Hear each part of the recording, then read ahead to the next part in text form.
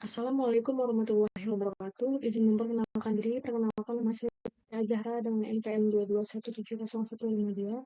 Di sini saya akan menjelaskan tentang teori komputasi, bahasa, dan yang pertama, sejarah teori bahasa dan automata. Pengembangan teori automata, komputasi, dan teori bahasa berikutnya difasilitasi perkembangan bidang psikolinguistik. Bidang psikolinguistik berupaya menjawab pertanyaan-pertanyaan berikut. Yang pertama, apakah bahasa secara umum? Bagaimana manusia mengembangkan bahasa? Bagaimana manusia memahami bahasa? Bagaimana manusia mengajarkan bahasa ke anak-anaknya? Apa gagasan yang dapat dinyatakan dan bagaimana caranya? Dan yang terakhir, bagaimana manusia membangun kalimat-kalimat dari gagasan-gagasan yang ada di pikirannya. Sekitar tahun 1950-an, Noam Chomsky menciptakan model matematika sebagai sarana untuk mendeskripsikan bahasa serta menjawab pertanyaan-pertanyaan di atas. Saat ini dimulai pendalaman bidang ilmu komputer. Perbedaan antara bahasa komputer dan bahasa manusia adalah sampai sekarang belum diketahuinya bagaimana cara manusia mengartikan bahasa. Sementara dengan pasti dapat mengartikan bahasa pada komputer. Noam Chomsky mengemukakan perangkat format disebut grammar untuk memodelkan properti-properti bahasa. Grammar berisi sejumlah aturan serta menspesifikasikan bahasa tertentu. Bahasa berisi semua string yang dapat dihasilkan menggunakan aturan-aturan grammar. Meski pembahasan Chomsky terutama ditujukan untuk bahasa alami, grammar mempunyai nilai atau manfaat sangat besar di ilmu informatika atau komputer karena pencapaian ini digunakan untuk mendeskripsikan dan mendefinisikan sintaks bahasa pemrograman dan bahasa-bahasa formal lainnya. Grammar diterapkan pada perancangan kompilator dan bidang-bidang di ilmu komputer.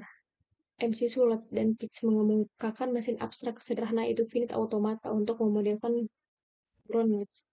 Finite automata juga digunakan untuk merancang switching circuit. Studi mengenai teori automata terkait bidang-bidang lain di ilmu komputer. Kemudian ekivalensi antara finite automata dan ekspresi reguler dikemukakan Stephen Klein. Sejak saat itu, teori bahasa dikaitkan secara erat dengan teori bahasa formal. Hubungan teori automata dan teori pengkodean juga banyak diteliti. Turing mesin seperti komputer modern saat ini dapat mengolah simbol-simbol di tab dan menghasilkan keluaran simbol-simbol yang berada di tab-nya setelah berakhirnya sebagian pergerakan merupakan karya teoritis dari Alan Turing. Karena banyak yang berperan pada pengembangannya, bidang teori ini diberi aneka ragam nama, yaitu teori otomata, teori bahasa formal, dan teori mesin Turing. Dan selanjutnya ada pengertian teori bahasa dan automata. Teori otomata adalah teori mengenai mesin-mesin abstrak dan berkaitan erat dengan teori bahasa formal. Ada beberapa hal yang dikaitkan dengan otomata, yaitu grammar. Yang selanjutnya ada konsep dasar. Yang pertama ada anggota alfabet dinamakan simbol terminal, kalimat adalah deretan hingga simbol-simbol terminal, dan bahasa adalah himpunan kalimat-kalimat anggota bahasa biasa atau hingga kalimat. Yang selanjutnya ada simbol-simbol terminal. Misalnya yang pertama huruf besar, yang kedua huruf S sebagai simbol awal, yang ketiga ada string yang mencetak miring. Yang selanjutnya ada huruf yang ini melambangkan string yang tersusun atas simbol-simbol terminal atau simbol-simbol non-terminal atau campuran keduanya. Sebuah produksi dilambangkan sebagai alfa ke beta, artinya dalam sebuah definisi dapat dilakukan penggantian simbol alfa dengan simbol beta. Definisi adalah proses pembentukan sebuah kalimat atau sentensial. Sentensial adalah string yang tersusun atas simbol-simbol terminal atau simbol-simbol non-terminal atau campurannya.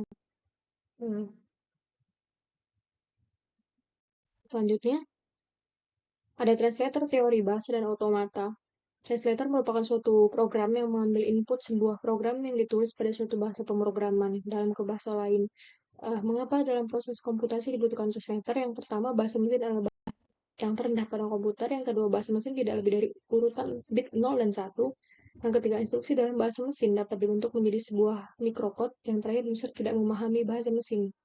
Yang selanjutnya ada jenis-jenis translator. Yang pertama ada assembler atau source code bahasa assembly.